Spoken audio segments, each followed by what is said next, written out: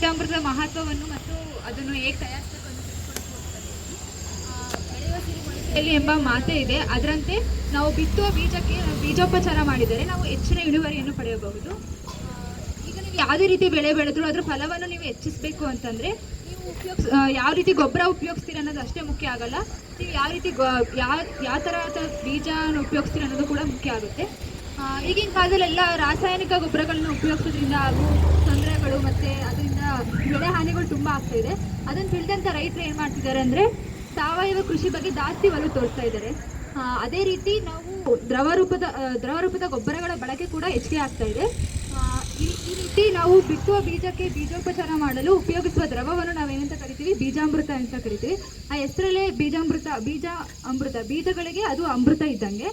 ಇದರಿಂದ ನಮ್ಗೆ ಏನೇನು ಉಪಯೋಗ ಆಗ್ತಾ ಇದೆ ಅಂದರೆ ಇದರಿಂದ ನಾವು ಬಿತ್ತಿದ ಬೀಜಗಳ ಮೊಳಕೆಯ ಪ್ರಮಾಣ ಕೂಡ ಹೆಚ್ಚಿಗೆ ಆಗುತ್ತೆ ಮತ್ತು ಬೀಜದಿಂದ ಬರೋ ರೋಗಗಳನ್ನು ನಾವು ತಡೆಗಟ್ಬೋದು. ಇದನ್ನು ತಯಾರಿಕೆ ಮಾಡೋಕ್ಕೆ ಏನೇನು ಬೇಕು ಅಂತಂದರೆ ಒಂದು 5 kg ನಾಟಿ ಹಸುವಿನ ಸಗಣಿ ಮತ್ತು ಒಂದು 5 ಲೀಟರಷ್ಟು ಗಂಜಲ, ಒಂದು 20 ಲೀಟರ್ ನೀರು, ಒಂದು ಇಡಿಯಷ್ಟು ಮಣ್ಣು ಮತ್ತು ಒಂದು 50 ಗ್ರಾಮಷ್ಟು ಸುಣ್ಣ. ಇದನ್ನು ಹೇಗೆ ತಯಾರಿಸಬೇಕು ಅಂತ ತೋರಿಸ್ಕೊಡ್ತೀನಿ.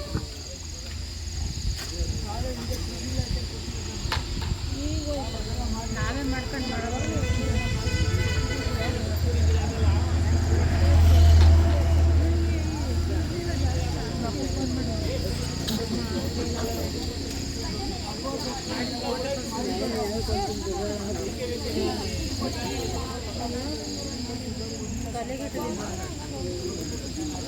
ಬೀಜಾಮೃತನ ಹೆಂಗೆ ತಯಾರಿಸ್ಬೇಕು ಅಂತಂದರೆ ನೀವೀಗ ಬಿತ್ತನೆ ಮಾಡ್ತಾ ಇದ್ದೀರಾ ಅಂದರೆ ಅದ್ರ ಹಿಂದಿನ ದಿನ ರಾತ್ರಿ ಈ ಥರ ನಾನು 5 ಲೀಟರ್ ನೀರಿಗೆ ಹೆಂಗೆ ತಯಾರಿಸ್ಬೇಕು ಅಂತ. ಇದು ಈಗ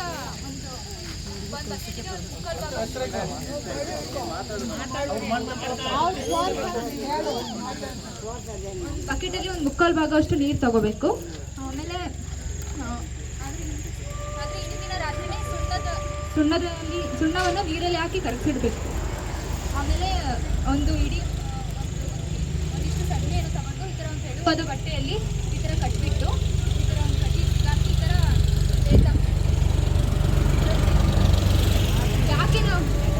ಯಾಕೆ ನಾವು ಸಗಣಿಯನ್ನೇ ಉಪಯೋಗಿಸ್ತೀವಿ ಬೀಜಾಮೃತಕ್ಕೆ ಅಂತಂದರೆ ಅದರಲ್ಲಿ ಸೂಕ್ಷ್ಮ ಜೀವಿಗಳಿರುತ್ತೆ. ಅದು ಏನು ಮಾಡುತ್ತೆ, ಬೀಜಗಳು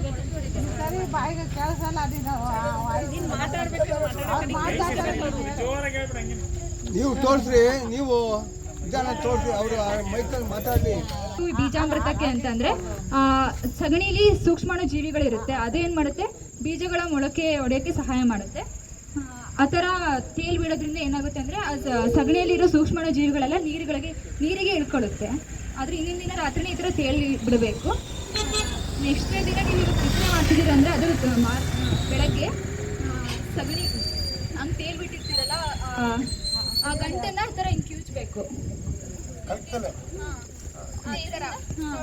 ಆ ಸೂಕ್ಷ್ಮ ಜೀವಿಗಳು ಇನ್ನೂ ನೀರೊಳಗಡೆ ಚೆನ್ನಾಗಿ ತೇಲ್ಕೊಳ್ಳುತ್ತೆ. ಅದಾದಮೇಲೆ ಈ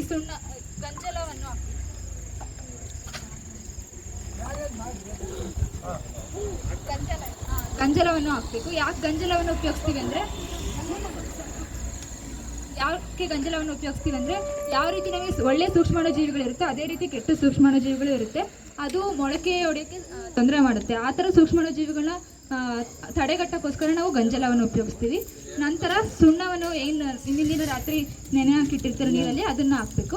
ಯಾಕೆ ಸುಣ್ಣವನ್ನು ಉಪಯೋಗಿಸ್ಬೇಕು ಅಂತಂದರೆ ಗಿಡದ ಬೇರುಗಳು ಚೆನ್ನಾಗಿ ದೃಢವಾಗಿ ಬೆಳೀಲಿ ಅಂತ ನಾವು ಸುಣ್ಣವನ್ನು ಉಪಯೋಗಿಸ್ತೀವಿ. ನಂತರ ನೀವು ಯಾವ ಭೂಮಿಯಲ್ಲಿ ಬಿತ್ತನೆ ಮಾಡ್ತಿರ್ತೀರೋ ಆ ಭೂಮಿಯ ಒಂದು ಇಡಿಯಷ್ಟು ಮಣ್ಣು ಹಾಕಬೇಕು. ಯಾಕೆ ನೀವು ಬಿಡುತ್ತಿರೋ ಭೂಮಿಯ ಮಣ್ಣನ್ನೇ ಹಾಕಬೇಕು ಅಂತಂದರೆ ನಿಮ್ಮ ಭೂಮಿಯಲ್ಲಿರೋ ಸೂಕ್ಷ್ಮಾಣು ಜೀವಿಗಳ ಸಂಖ್ಯೆ ಹೆಚ್ಚಾಗಬೇಕು ಅಂತಂದರೆ ನೀವು ಬಿತ್ತಿರೋ ಭೂಮಿಯ ಮಣ್ಣನ್ನೇ ಉಪಯೋಗಿಸ್ಬೇಕು. ಈ ರೀತಿ ನೀವು ತಯಾರಿ ಮಾಡ್ಕೊಂಡ್ಮೇಲೆ ನೀವು ಬಿತ್ತೋಕ್ಕಿಂತ ಒಂದು 2 ಗಂಟೆ ಮುಂಚೆ ನೀವು ಯಾವ ಬೀಜ ಬಿತ್ತುತ್ತಿದ್ದೀರೋ ಸಣ್ಣ ಬೀಜ ಅಂತಂದರೆ ಆ ಥರ ಬಟ್ಟೆಯಲ್ಲಿ ನೀವು ಕಟ್ಟಿ ಆಮೇಲೆ ಅದನ್ನು ನೆನೆ ಹಾಕ್ಬೋದು. ದೊಡ್ಡ ಬೀಜ ಅಂದರೆ ನೀವು ಕೈಯಲ್ಲಿ ಈ ಥರ ಮಾಡ್ಬೋದು. ಈ ರೀತಿ ಬೀಜಾಮೃತವನ್ನು ತಯಾರಿಸಿ ನೀವು ಈ ಥರ ಬೀಜಕ್ಕೆ ಉಪಚಾರ ಮಾಡ್ಬೋದು.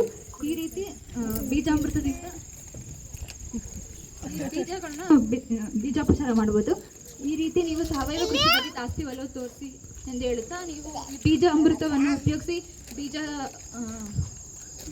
ವನ್ನು ಉಪಚಾರ ಮಾಡಿದರೆ ನೀವು ಯಾವ್ಯಾವ ಎಷ್ಟು ಬೀಜ ಹಾಕಿರ್ತೀರ ಅವು ಮೊಳಕೆ ಪ್ರಮಾಣ ಕೂಡ ಹೆಚ್ಚಿಗೆ ಆಗುತ್ತೆ. ಈ ರೀತಿ ಸಾವಯವ ಕೃಷಿ ಬಗ್ಗೆ ನೀವು ಹೆಚ್ಚು ಒಲವು ತೋರಿಸಿ ಅಂತ ಹೇಳ್ತಾ ಅವಕಾಶ ಮಾಡಿಕೊಟ್ಟೆ. ಒಂದೆರಡು ಗಂಟೆ ಮುಂಚೆ ನೆರಳಲ್ಲಿ ಸ್ವಲ್ಪ ನೆರಳು ಒಣಗಿಸಿ ಆಮೇಲೆ ಬಿತ್ತನೆ ಮಾಡೋದ್ರಿಂದ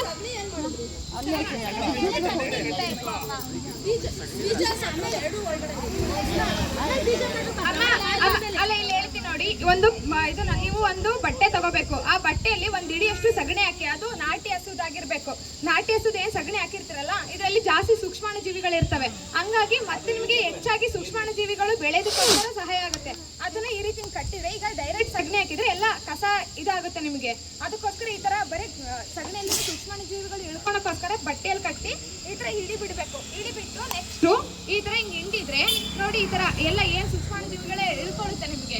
ಇಳ್ಕೊಂಡು ಆಮೇಲೆ ಇನ್ನೇನು ಇದೆಲ್ಲ ಕಟ್ಬಿಟ್ಟು ಒಳಗೆ ಹಾಕ್ಬಿಟ್ರೆ ಗಂಟ ಅದೇ ಹಿಂಗ್ ಕಟ್ಟಿ ಅಲ್ಲ ಕಟ್ಟಿ ಮಡಗಿದ್ಯಲ್ಲ ನೀನು, ಒಳಗೆ ಬಿಟ್ರೆ ಏನಂತ ಏನ್ ತೊಂದ್ರೆ ಇಲ್ಲ, ಸಗಣಿ ಪರ್ಸೆಂಟ್ ಕಟ್ಟಿದ್ರೆ ಏನ್ ತೊಂದ್ರೆ ಇಲ್ಲ, ಏನು ತೊಂದ್ರೆ ಇಲ್ಲ ಅಷ್ಟೇ. ಅದೇ ನೀವು ಸಣ್ಣ ಸಣ್ಣ ಬೀಜಗಳು ಇರ್ತವೆ, ಈಗ ರಾಗಿ ಅಂತವೆಲ್ಲ ಸಣ್ಣ ಸಣ್ಣ ಬೀಜಗಳು ಅಂತವನ್ನ ನೀವು ಬೇಕಾದ್ರೆ ಬಟ್ಟೆಯಲ್ಲಿ ಕಟ್ಟಿ ನೆಲೆಸಿ ಹಿಂಗೆ ಎತ್ಬೋದು. ಅದೇ ನೀವು ದೊಡ್ಡ ಬೀಜಗಳು ಮೆಕ್ಕೆಜೋಳ ಅಂತೀರಲ್ಲ, ಎಲ್ಲ ಬೀಜಗಳನ್ನ ನೀವು ಮಾಡ್ಬೋದು.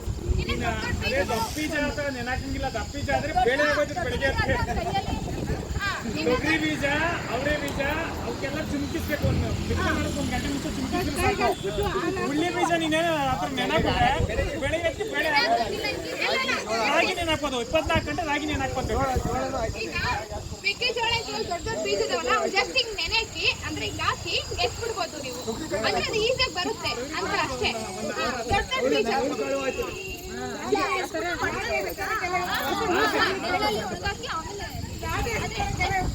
ಈ ತರ ಎಲ್ಲ ಮಾಡಿದ್ಮೇಲೆ ನೆರಳಲ್ಲಿ ನೀಟಾಗಿ ಒಣಗಿಸ್ಬೇಕು. ಆಮೇಲೆ ನೀವು ಬೀಜನ ಅದರೊಳಗೆ ವಿಟಮಿನ್ ಜಾಸ್ತಿ ಇರ್ತವೆ ಅಂತ. ನಾಟಿ ಹಸಿನಲ್ಲಿ ಸೂಕ್ಷ್ಮಾಣು ಜೀವಿ ಜಾಸ್ತಿ ಇರ್ತವೆ, ಸಗಣಿಲಿ ಇರಲ್ಲ.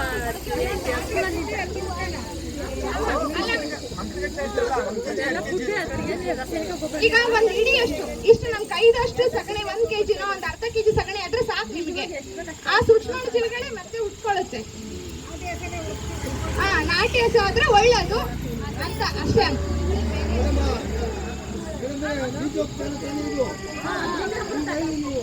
ಈಗ 20 kg 30 kg ಆಗ್ತದಂದ್ರೆ ಅವತ್ತು 6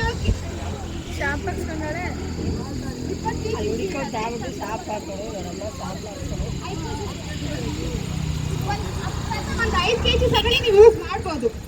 5 kg ಸಗಣಿ ಮತ್ತೆ ಒಂದು ಎಷ್ಟು 10 kg ಸಗಣಿ ಅದನ್ನ ಯೂಸ್ ಮಾಡ್ಕೋಬಹುದು.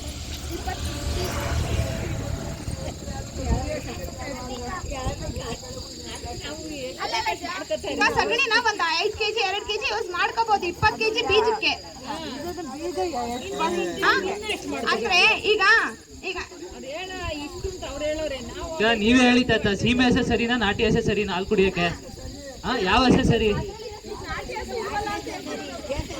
ಮತ್ತೆ ನಾಟಿ ಹಸಿನ ತಪ್ಪೆ ಸೀಡು ಚೆನ್ನಾಗಿರ್ತವೆ ಅಂತ ಅಷ್ಟೇ. ಸೀಡ್ಸ್ ಬೀಜ ಈಗ ಮಕ್ಳೇನ್ ಚೆನ್ನಾಗಿರ್ತಾವ ನಾಟಿ ಹಸಿನ ಹಾಲು ಕುಡಿದ್ರೆ, ಹಂಗೆ ನಾಟಿ ಹಸಿನ ಕಪ್ಪೆ ಹಾಕಿದ್ರೆ ಬೀಜನೇ ಚೆನ್ನಾಗಿರ್ತವೆ ಅಷ್ಟೇ. ನೆಕ್ಸ್ಟ್ ಈಗ ರುಚಿತ ಅವರು ಜೀವಾಮೃತ ಬಗ್ಗೆ ಹೇಳಿಕೊಡಲು ಬರ್ತಿದ್ದಾರೆ.